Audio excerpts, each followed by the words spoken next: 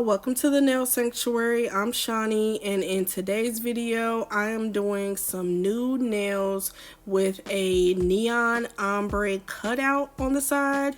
And these nails excited me because, as you all know, if you follow me on Instagram, I've said multiple times that I'm really happy about doing some summer nails, like bright colors.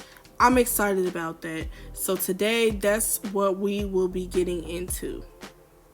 So as you can see, as usual, I already have the tips applied to the nail, and right now I'm just etching the surface of the nail to get it prepared for that acrylic application. Before we get into the products, I just want to thank you all for coming to my channel and watching.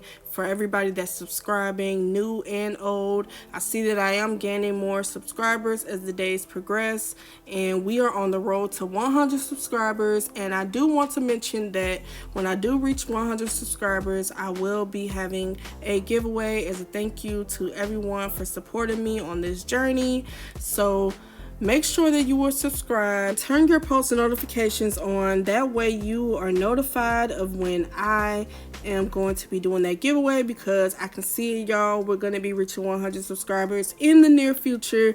I'm super excited about it. Let's go straight into the products and get started.